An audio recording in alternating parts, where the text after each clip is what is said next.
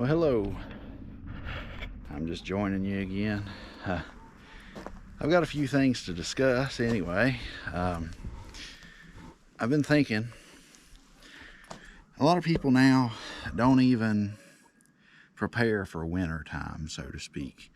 They don't prepare for the inconveniences that happen in their life to make things better. And so, I'm here to discuss that.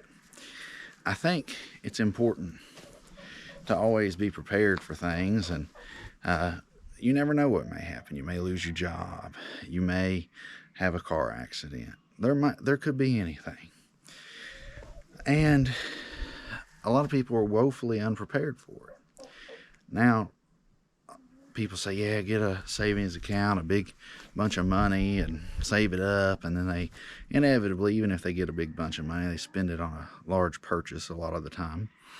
But we could go into the psychology of that and everything, but I think it's pretty straightforward, because you have people who win the lottery and they lose it all the next year, or become drug addicts or what have you. So I'm going to take this thing out a little bit, just this camera.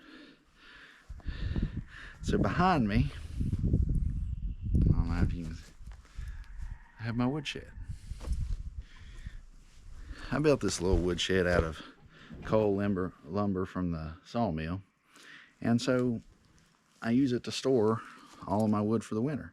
It's got 3 bays. One bay will fit 5 cords of wood.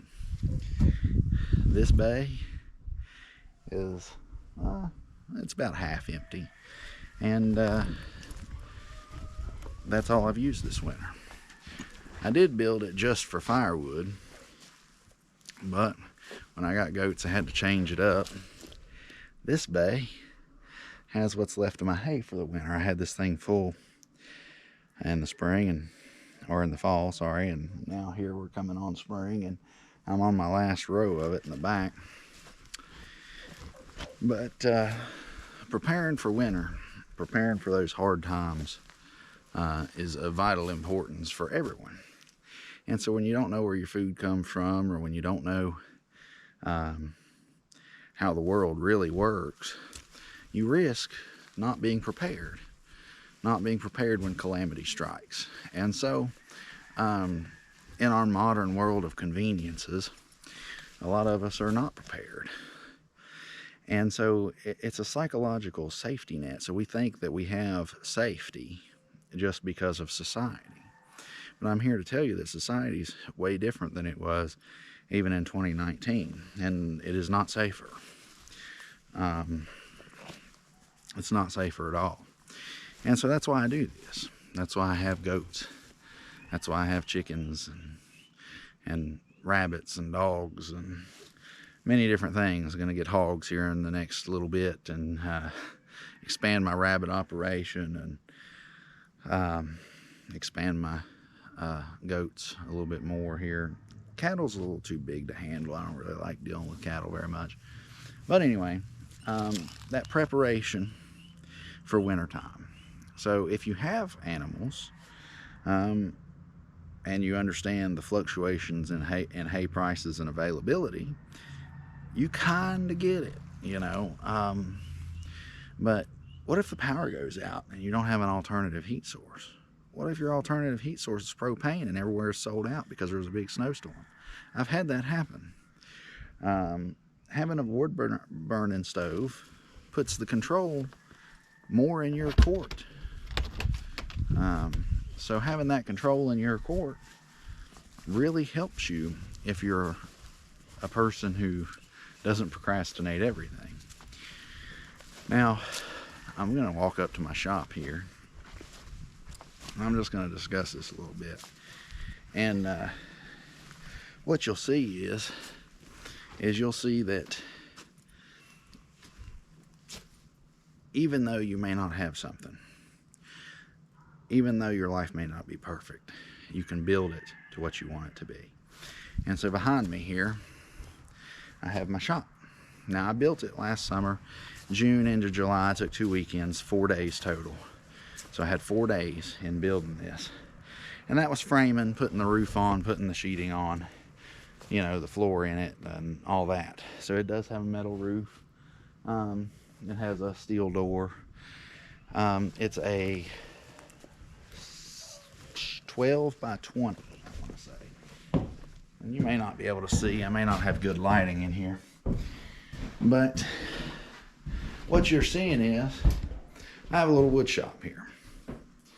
Now, I built it from the ground up, and it's a mess, okay? It's not perfect, but nothing in life is perfect. And so things get in the way of progress. So when you strive for perfection, you're getting in the way of your own progress.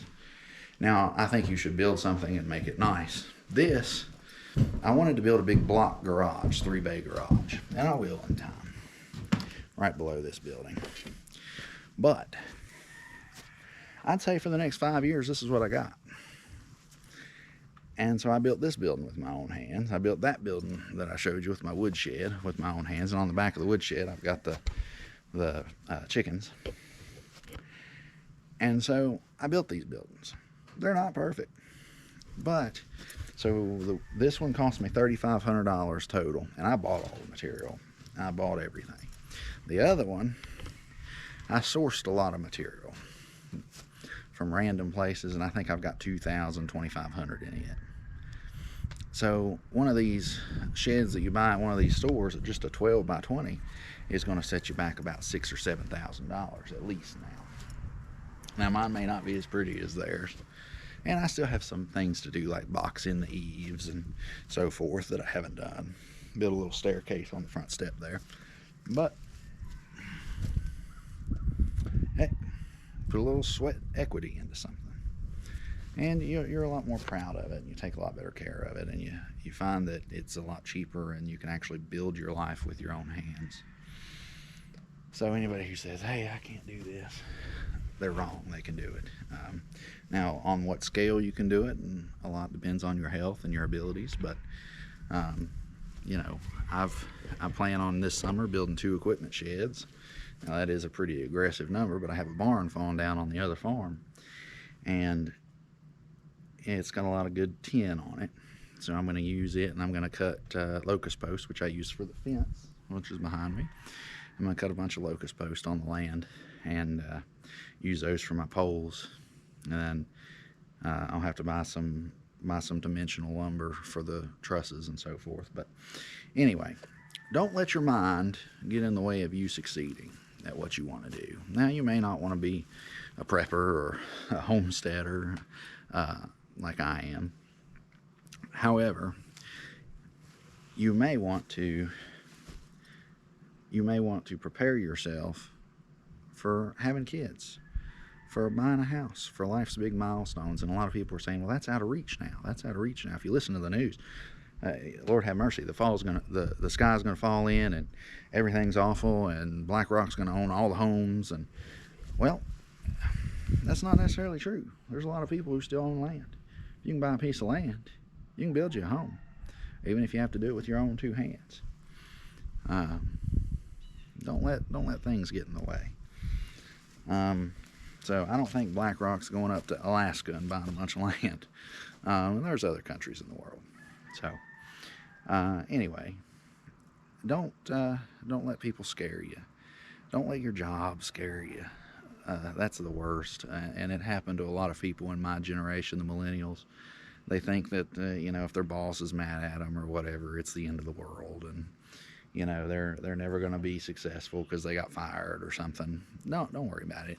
Your job is just a means to feed your family. That's it. You know, it's a means to, you know, get a little bit of pocket change to feed your family and take care of your business. Now, you put all your eggs in one basket with a job, and that's dangerous. That is dangerous. So it's good to have a side hustle or something else. But when the majority of your income comes from one source, that's a dangerous place to be in.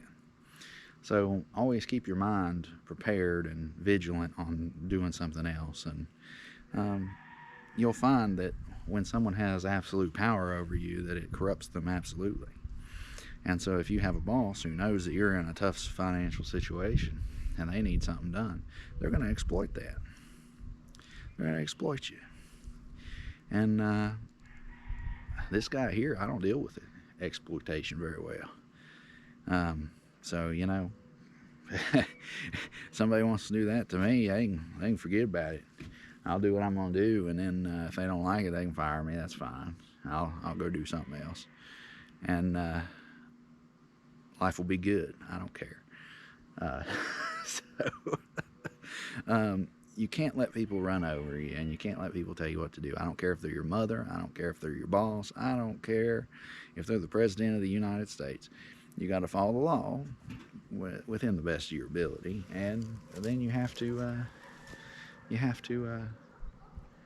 do what you can do to reach towards your dream. Why else are you living in this world? You got one chance to do it. Get on it. Have a great week.